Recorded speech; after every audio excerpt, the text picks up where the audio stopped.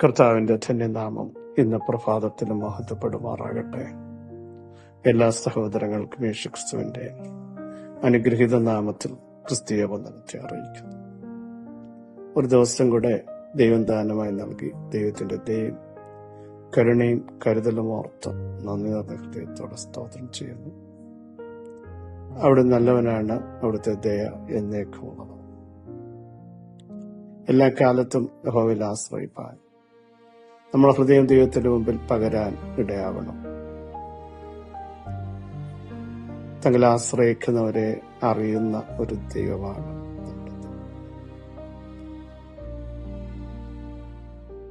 യഹോവ ഭക്തന് ദൃഢധൈര്യമുണ്ട്, അവന്റെ മക്കൾക്ക് ശരണം ഉണ്ടാകും.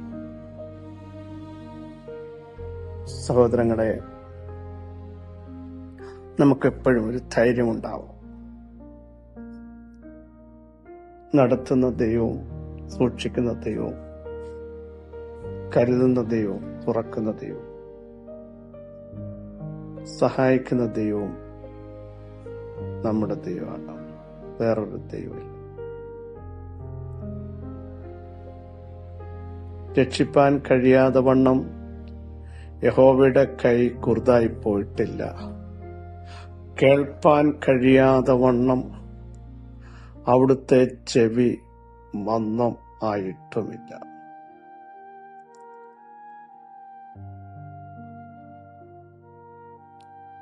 യഹോവയുടെ വിശ്വസ്തന്മാരെ കാക്കുന്ന ദൈവം തന്റെ ഭക്തന്മാർക്ക് വേണ്ടി നീട്ടുന്ന ഒരു കരമുണ്ട്, ചായക്കുന്ന ഒരു ചെവിയുണ്ട്. അത് നമ്മൾ തിരിച്ചറിയുമെങ്കിൽ ഭയം കൂടാതെ മുൻപോട്ട് പോകാൻ നമുക്കിടയാവും. ദൈവശബ്ദം ഓരോ ദിവസവും നമ്മൾ കേൾക്കണം. ഭയപ്പെടണ്ട, ഞാൻ നിന്നോട് കൂടെയുണ്ട്. ഭ്രമിച്ചു നോക്കണ്ട, ഞാൻ നിന്റെ ദൈവമാകും. എന്റെ നീതിയുള്ള വലം കൈ കൊണ്ട് ഞാൻ നിന്നെ താങ്ങും. ഞാൻ നിന്നെ സഹായിക്കും, ഞാൻ നിന്നെ ശക്തീകരിക്കും എന്ന് പറയുന്ന ദൈവശബ്ദം ഇന്നും സഹോദരങ്ങളെ മുഴങ്ങുന്നുണ്ട്.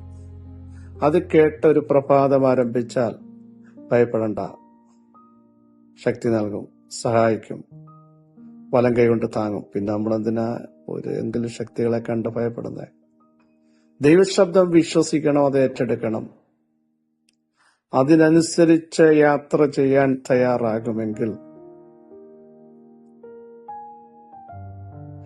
ദൈവത്തിന്റെ ഇഷ്ടം നമ്മുടെ ജീവിതത്തിൽ വെളിപ്പെടുത്തി അവിടുന്ന് നമ്മെ ആദരിക്കും എന്നുള്ളതിന് സംശയമില്ല. എന്റെ നീതിമാൻ വിശ്വാസത്താൽ ജീവിക്കുമെന്ന് ധൈര്യത്തോടെ പ്രസ്താവിക്കാൻ നമുക്കിടയാവണം. അവങ്കിലേക്ക് നോക്കിയവർ പ്രകാശിതരായി, അവരുടെ മുഖം ലജ്ജിച്ചു പോയി. എളിയവർ നിലവിളിച്ച യഹോവ കേട്ടു. സകല കഷ്ടങ്ങളിൽ നിന്നും വിടുവിക്കുന്ന ദൈവത്തിന്റെ കരം നമുക്ക് വേണ്ടി വെളിപ്പെട്ടു വരും. 1 കൊരിന്ത്യർ ലേഖനം 8-ാമത് അധ്യായം അതിന്റെ 3-ാമത് വാക്യം. ഒരുത്തൻ ദൈവത്തെ സ്നേഹിക്കുന്നു എങ്കിലോ അവനെ ദൈവം അറിഞ്ഞിരിക്കുന്നു.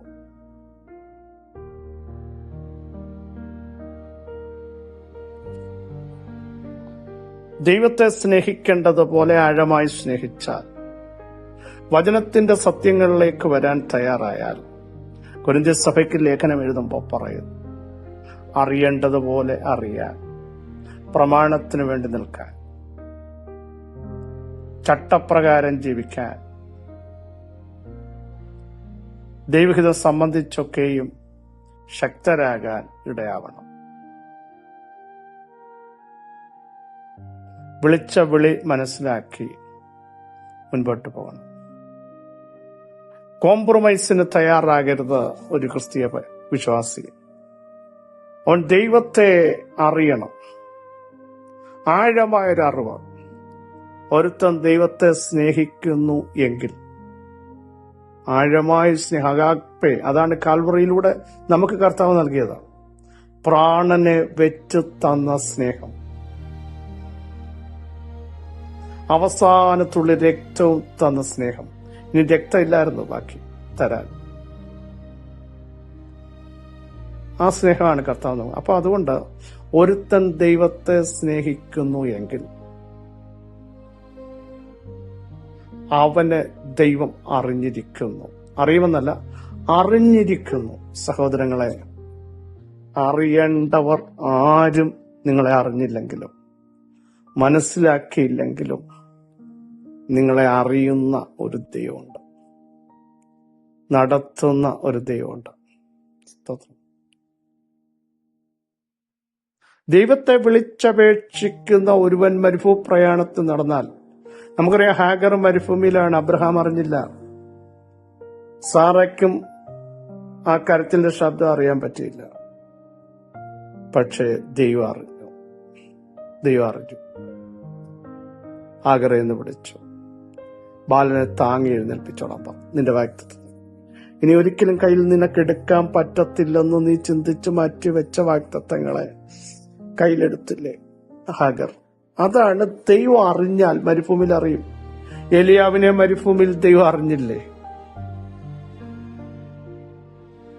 ശുഷ്കാന്തിയോടെ നിന്ന ദൈവത്തെ സേവിച്ച, രാജാവിന്റെ മുഖത്ത് നോക്കി ദൂത് പറഞ്ഞ,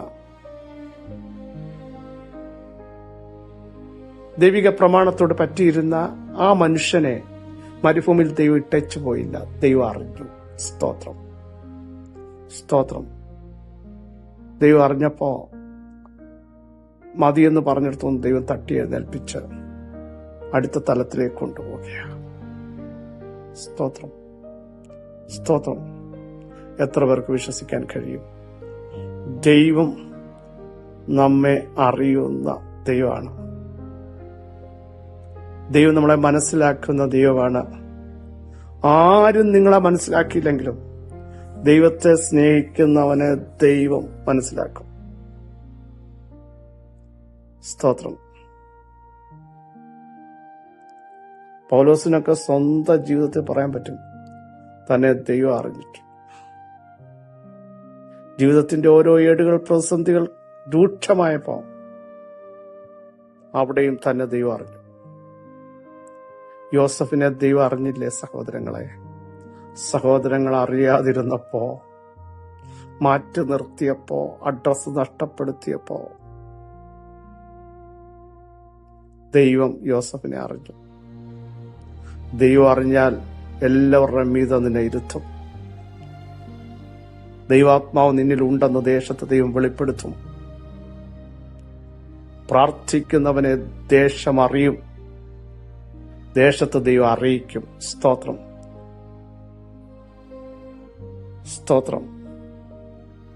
പിതാവായ ദൈവം പരസ്യമായ പ്രഖ്യാപനം നടത്തിയില്ലേ പുത്രനെ പറ്റി? ഇവൻ എന്റെ പ്രിയ പുത്രൻ, ഇവങ്കൽ ഞാൻ പ്രസാദിച്ചിരിക്കുന്നു. മറ്റിടത്ത് പറഞ്ഞു, ഇവന് ചെവി കൊടുപ്പേൻ. പുത്രൻ പിതാവിനെ സ്നേഹിച്ചപ്പോ ആഴമായ സ്നേഹത്തിന്റെ പ്രതിഫലനമാണ് അവിടെ വന്നത്. ഞാൻ അറിഞ്ഞിരിക്കുന്നു. ദേശം അറിഞ്ഞില്ലേ? സ്നേഹിക്കുന്നവനെ ദേശം അറിയും. ദൈവത്തെ ആരാധിക്കുന്നവനെ കുടുംബക്കാരറിഞ്ഞില്ലെങ്കിലും കൂട്ടുകാരറിഞ്ഞില്ലെങ്കിലും ദൈവം അറിയും. ദൈവം അറിഞ്ഞാൽ നിന്റെ അവസ്ഥയ്ക്ക് വ്യത്യാസം വരും. മറ്റുള്ളവരറിഞ്ഞാൽ പരിഹസിക്കപ്പെടുമ്പോൾ ദൈവം അറിഞ്ഞാൽ ഞാൻ നിനക്ക് എന്ത് ചെയ്തു തരണം എന്ന് ചോദിക്കുന്ന ചോദ്യം ഇന്നും മുഴങ്ങുകയാ. നിലവിളിച്ച ബർത്തിമായിയെ പലരും മിണ്ടാതിരിക്കാൻ പറഞ്ഞ് ശാസിച്ചപ്പോഴും യേശു അവനെ അറിഞ്ഞു. 38 സംവത്സരമായി കിടക്കുന്നത് യേശു അറിഞ്ഞു.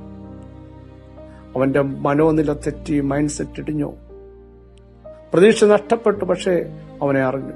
ഇന്ന് പകൽ ദൈവാത്മാവിന് പറയാനുള്ളത്, നിന്നെ അറിയുന്ന ഒരു കർത്താവ്.